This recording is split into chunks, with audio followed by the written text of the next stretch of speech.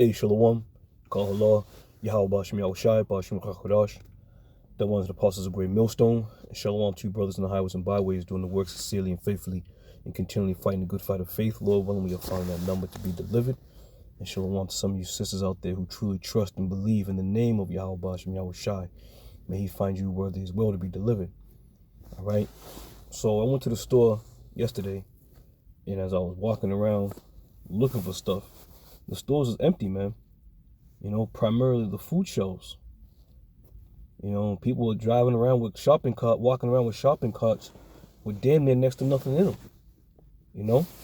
And then when you start asking the people that work there what's going on, oh, the trucks haven't come in yet. The trucks have been delayed. Okay? But this is the time period we're living in, when the scriptures speak about famine. All right? And it's getting real, man. It's getting real. And before you know it, you're going to be in a position where if there is food to be purchased, you're going to have certain type of buying powers, if you will. Okay?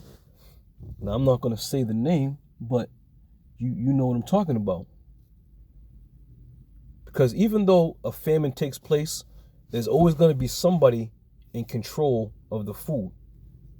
All right?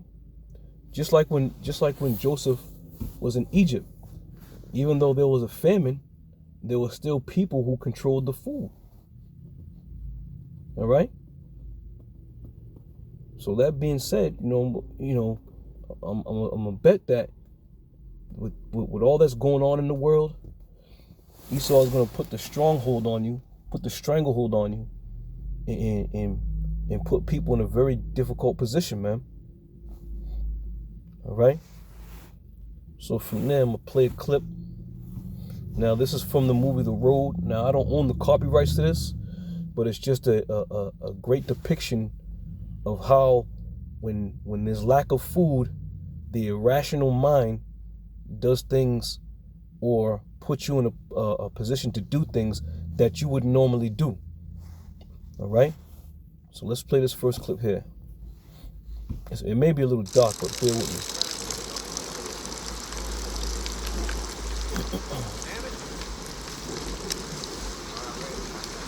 Don't look at them. Look at me. You call out, you're dead. Where are you from? Doesn't matter. Where are you from? You got ammunition for those rifles? I told you not to look over them.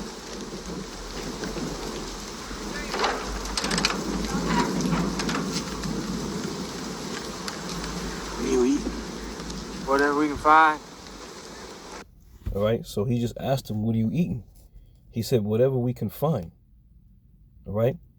That time is coming where you're going to be scraping and scrounging through trash bags, barrels, empty food containers on the ground, Excuse me. That time is coming where you're going to have to do these things. As he said, whatever we can find. Now, right now, it seems very far-fetched that, one would say, whatever we can find, we're going to eat. It seems far-fetched.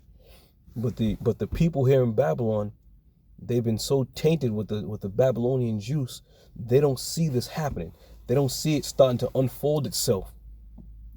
And it's going to be too late when they start to notice or realize. All right?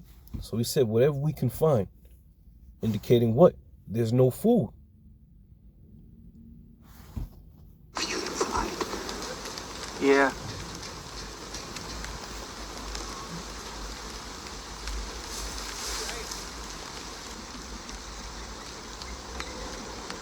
You ain't gonna shoot that thing.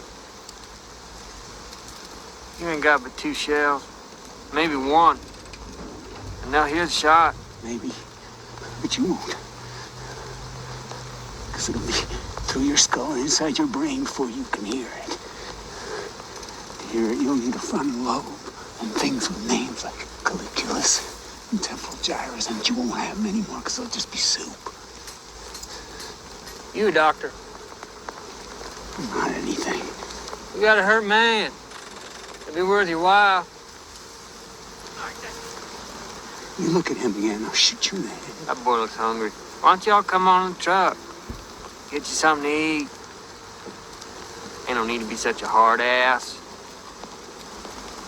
You don't have anything to eat.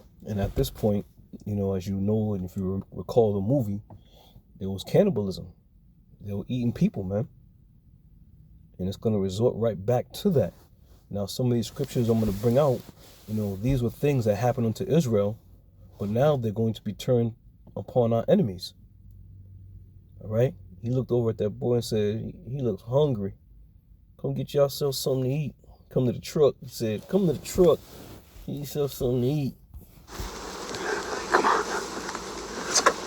I ain't going nowhere. You think I won't kill you? You're wrong. You know what I think? So that's it. That's all I'm going to play on that. But keep it in mind, man, that time is going to come where you're going to be in a state where you're going to do things that you would normally do. Right? In that whole movie, the gist of it was all hell was breaking loose. There was no food. And people were resorting to what? Cannibalism. People are going to resort to cannibalism.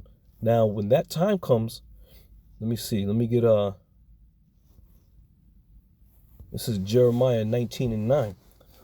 This is, and I will cause them to eat the flesh of their sons and the flesh of their daughters, and they shall eat every one the flesh of his friend in the siege and the straitness, wherewith their enemies and they that seek their lives shall straiten them. All right? And like I said, all these things had come upon Israel, but they're going to also come upon all our enemies. Is it not written? You know, do unto them as they have done unto you. So the Lord is going to put them in that very same position, man. Famine. It's starting to unfold, man. It's starting to go down. All these containers that are in these ports, they're not able to move anything. Let me go here real quick.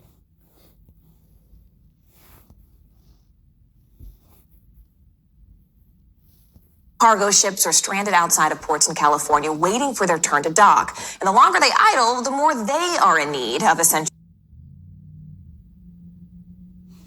Yeah, you know, let's see, man.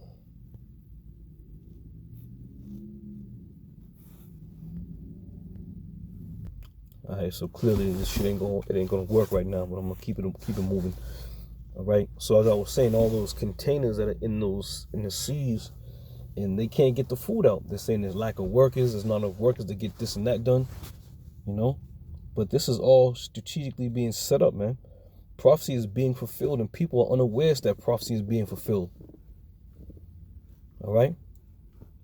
Now I remember Elder Yashawama did a lesson a while back, how Joe Biden said he's gonna cut the food, you know, he's gonna cut the food availability until every single American receives the venom.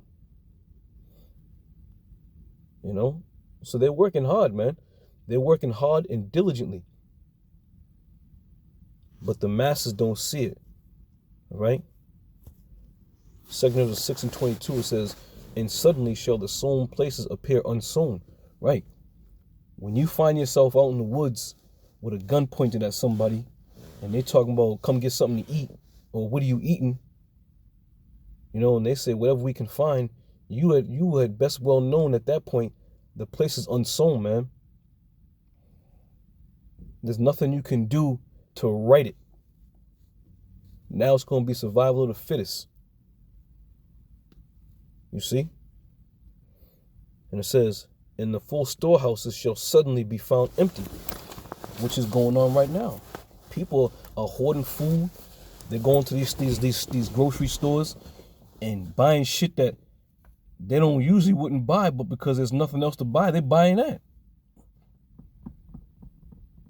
And I witnessed it last night. You know, people were just in the store, just looking for shit to buy, man.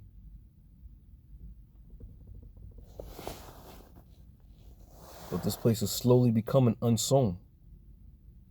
Okay? Famine ain't no joke, man. The Lord ain't tinkering around. This is Lamentations 4:9. It says, they that be slain with the sword are better than they that be slain with hunger. All right? At least when you slayed by the sword, your death is instant. Okay? But to sit there and to go hungry and to be hungry and to know that you have nothing to nourish yourself, you're gonna wish death upon yourself, man. You're gonna wish death upon yourself. But the Lord's gonna make death flee from you. Okay? For these pine away, stricken through for the want of the fruits of the field. You see?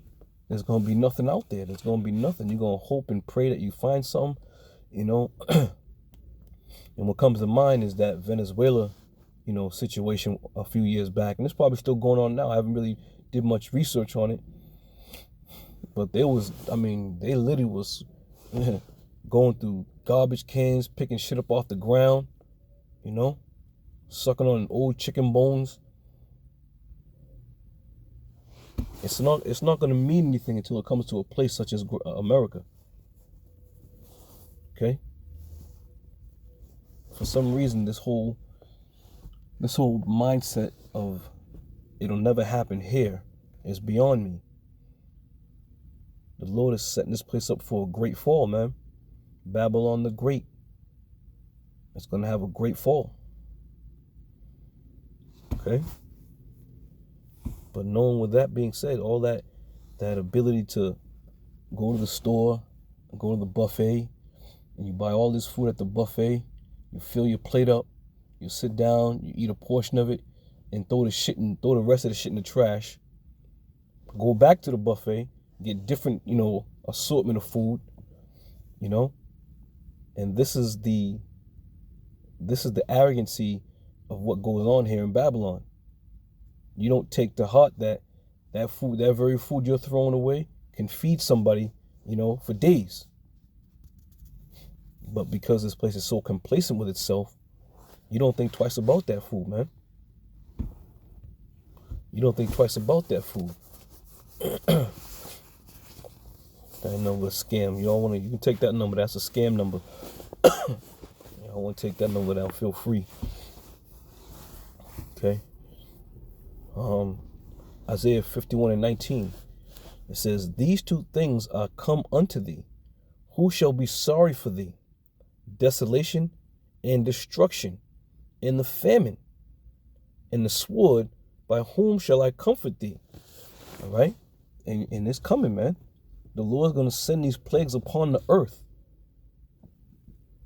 And like I said, when it hits this place, that's when it's really going to be at its peak, man. Because this place always seems to find a way to weasel its way out of something. Always seems to find a way to just put itself back on track. And the Lord has designed it to be that way. Okay? So when the great fall does come and it can't be stopped, it's going to fall and fall hard. You see? So don't get it for 1 minute that you don't think it's coming here. It's coming. The famine, the destruction, the hunger, all these things are prophesied. Okay? And we're watching the prophecies unfold every waking hour. All right? So with that, I'm going to end it with that. Come back on another. I say shalom.